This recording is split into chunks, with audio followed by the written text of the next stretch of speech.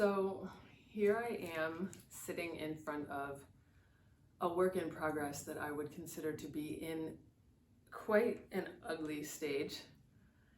And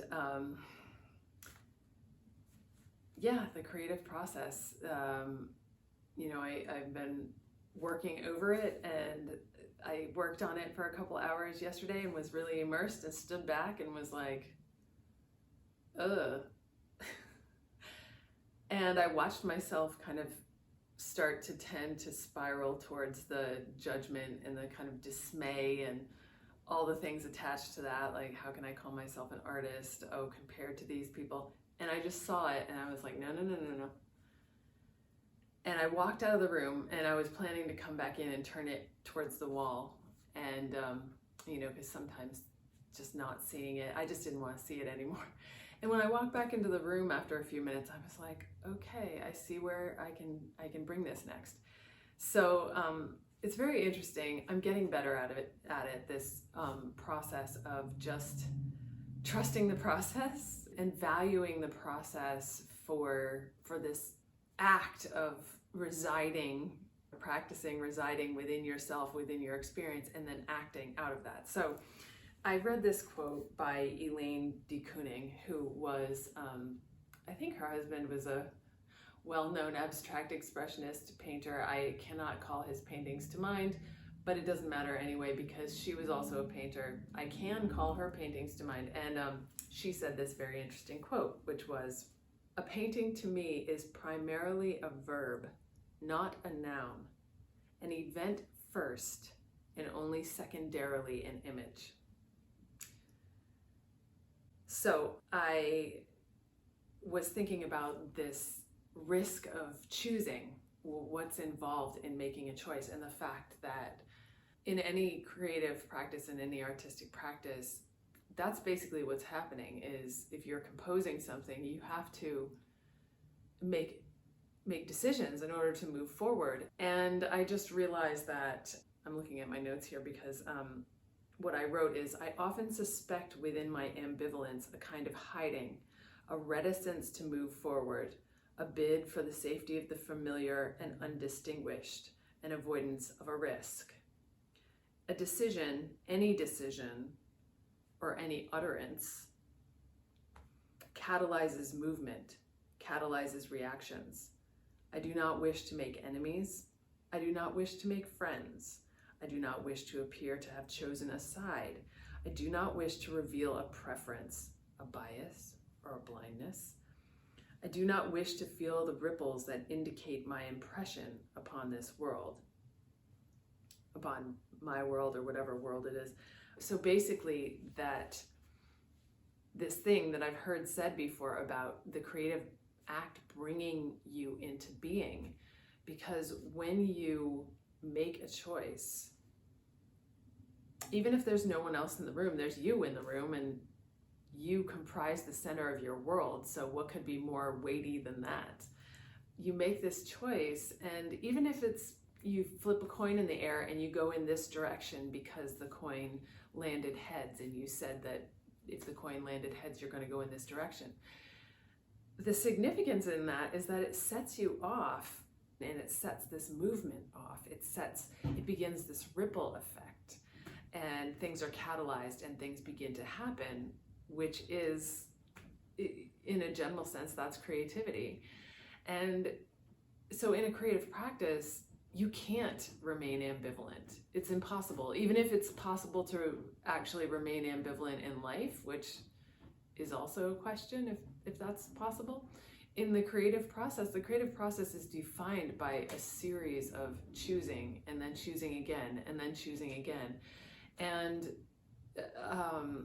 I think the freedom in that rests on if you're willing to accept yourself.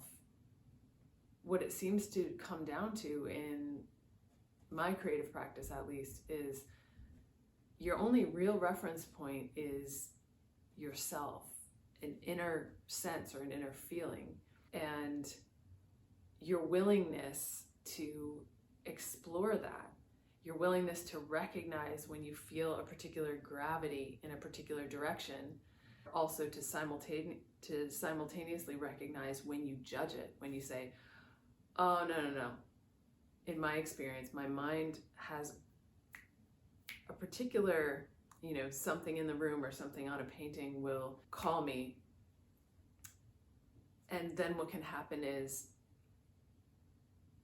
more or less quickly, a lid gets put on it. No, that's not a good idea. No, I can't do that. It's too complicated. No, that would ruin it.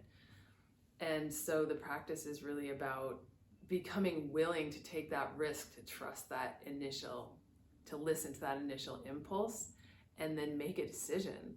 And literally, I think this was probably, there's been many more since the Surrealists and the Dadaists, but their whole thing about divination, just fucking flip a coin and just go in that direction, and then things can unfold. Otherwise, you're just frozen, unable to move forward because of the fear of those ripples, those repercussions of whatever action. And the truth is, you never really actually know in a creative practice or in life what is going to unfold as a result of that choice. So you may as well just choose, because it kind of seems like the most calculated choices don't usually work out that well. In my life, I am a calculating person at times, and my most calculated choices often kind of don't work out or end in disaster, or definitely never work out the way that I had thought they would. Whereas things that just, happened as a result of me just moving, ideally in a relaxed way, have been the more profound things that have dictated the directions of my life. So it's the same I find in painting, since I'm talking about painting practice right now. Just make a fucking decision, and that will give you more information to go off of. And I'm talking about when you're in a state of that frozenness. It's like you have to break the frozenness somehow. And sometimes flipping a coin can unhook that. And so an interesting side discovery that I made out of this is that I have explored various methods of divination for a lot of years. And I don't mean fortune telling, I mean a process of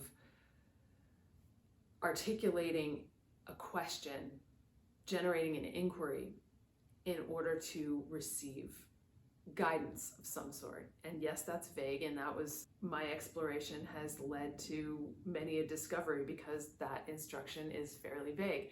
So I realized that I was not wanting to make a decision, and I was hoping, which I think is a common thing, that through the process of divination, ideally God would give me the answer. And by the way, I'm not religious, so by God, I just mean divinity, the higher perfect power. I wanted the higher perfect power to come down and speak in a low rumble and tell me what the fuck to do. And it never worked. I was like, oh, I guess I just don't have that power.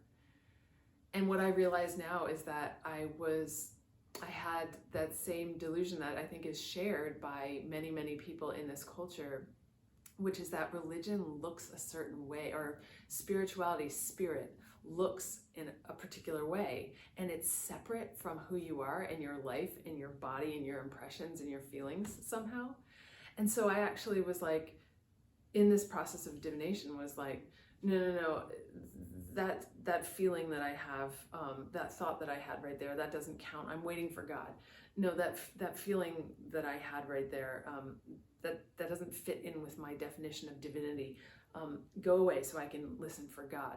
So it's like putting off this risk of making a decision and revealing yourself to yourself, which is a very naked and vulnerable process. And therein lies the nakedness and the vulnerability and the fear and the blockages that a lot of us, if not all of us, encounter when engaging in an art form, is that you come face to face with yourself, and therefore you come face to face with your unwillingness to accept yourself.